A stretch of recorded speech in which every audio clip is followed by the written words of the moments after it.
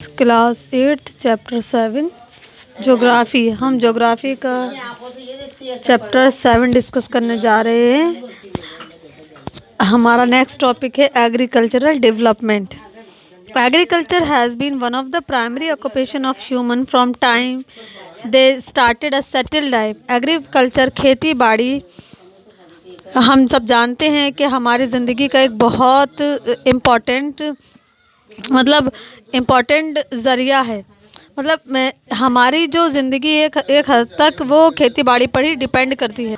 अब अगर हम एंशंट हिस्ट्री की बात करें, अगर हम स्टार्टिंग की बात करें, तो इंसान ने जब सेटल्ड लाइफ को जीना शुरू किया तो उसमें इसी खेती बाड़ी का सबसे इम्पॉर्टेंट रोल रहा है, क्योंकि जब इंसान ने खेती बाड़ी करना सीख ली तब उसके बाद ही इंसान ने एक सेटल्ड लाइफ को जीना शुरू किया, क्योंकि अपनी फसल की हिफाजत के लिए, जानवरों से उसको बचाने के लिए इंसान को फिर वो अपने खेतों के पास ही एक सेटल्ड लाइफ की फॉर्म में उसने रहना शुरू कर दिया।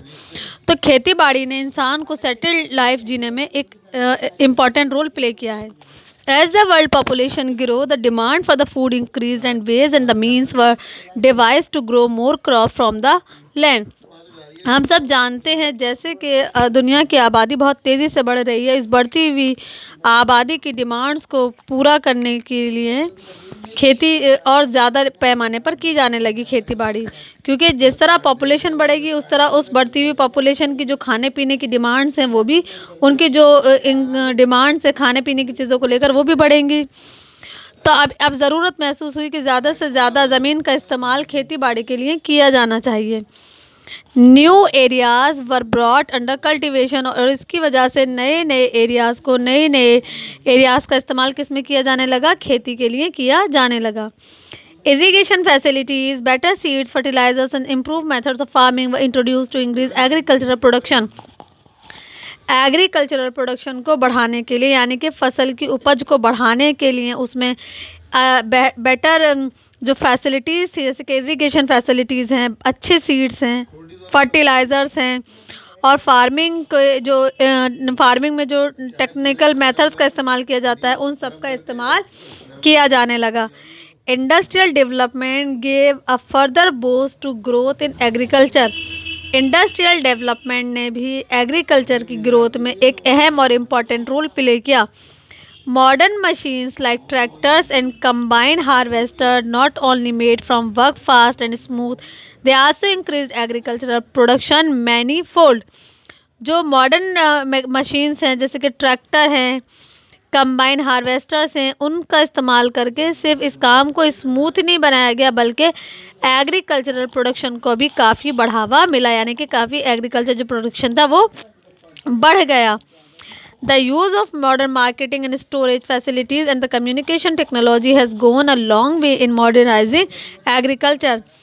यूज़ ऑफ मॉडर्न मार्केटिंग का इस्तेमाल और जो स्टोरेज फैसिलिटीज़ हैं उनका इस्तेमाल, कम्युनिकेशन टेक्नोलॉजी के इस्तेमाल से, इन सब चीज़ों से जो टेक्नोलॉजी जो एग्रीकल्चर है उसमें प्रोडक्शन तो बढ़ा ही बढ़ा, साथ में हम चीज़ों को काफ़ी, जो हमारी क्रॉप है उसको बहुत हद तक सेव करके रखने लगे।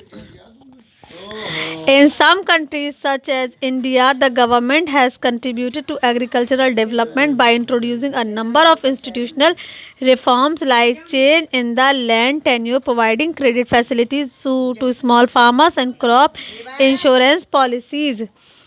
इन सम कंट्रीज़, कुछ ऐसे देश हैं जैसे कि भारत है, और and the other government has contributed, जहाँ इंडिया और जहाँ पर गवर्नमेंट ने खुद कंट्रीब्यूट किया ताकि एग्रीकल्चर को एग्रीकल्चर सेक्टर में डेवलपमेंट किया जा सके। और ये डेवलपमेंट किस तरह से किया गया कि उसमें बहुत सारी रिफॉर्म्स की गई, और ताकि जो लैंड टेन्योर है उसमें भी बदलाव लाया जा सके। ये बदलाव कैसे लाया गया? जैसे कि क्रेडिट फैसिलिटीज़ प्रोवाइड कराई गई स्मॉल फार्मर्स को, क्रॉप इंश्योरेंस पॉलिसीज़ दी गई। इसलिए ये सारी फैसिलिटीज़ प्रोवाइड करवाई गई ताकि जो फार्मर्स हैं उनकी हेल्प की जा सके और खेती बाड़ी के अंदर बढ़ावा किया जा सके। All these efforts have borne a result, and today the rate of increase of world food production is more than the rate of the population growth. और इन्हीं तमाम एफर्ट्स और कोशिशों का नतीजा है कि बढ़ती ही इस पॉपुलेशन की जो डिमांड है खाने पीने की, यानी कि फूड की जो डिमांड है उसको पूरा किया जा सका है, और आज पॉपुलेशन से ज़्यादा प्रोडक्शन लेवल है। Let us make a comparative study of the characteristic of an average farm in a developing country and a developed country। अब हम आपको एक कंपैरिजन के अकॉर्डिंग ये बताएंगे कि एक डेवलप्ड कंट्री और एक डेवलपिंग कंट्री में अगर हम कंपेयर करें तो जो वहाँ का फूड प्रोडक्शन है या क्रॉपिंग है या एग्रीकल्चर जो सेक्टर है वो किस तरह से काम कर रहा है। देखिए केस स्टडी है ये, जिसमें a farm in India, a farm in USA. तो यूएसए एक डेवलप्ड कंट्री है और इंडिया एक डेवलपिंग कंट्री है। तो हम इन दोनों ही देशों में एग्रीकल्चर सेक्टर में कंपैरिजन करेंगे, जिससे हमें ये अंदाज़ा हो जाएगा कि अगर हमारे डेवलपिंग कंट्री में जो फूड एग्रीकल्चर सेक्टर में जो भी प्रोडक्शन लेवल है वो किस तरह से इंक्रीज़ हो रहा है, उसमें अभी और फर्दर किन किन चीज़ों की ज़रूरत है, और यूएसओ क्योंकि एक डेवलप्ड कंट्री है वहाँ पर एग्रीकल्चर सेक्टर किस तरह से काम कर रहा है। This topic I will discuss in next video. Thank you very much.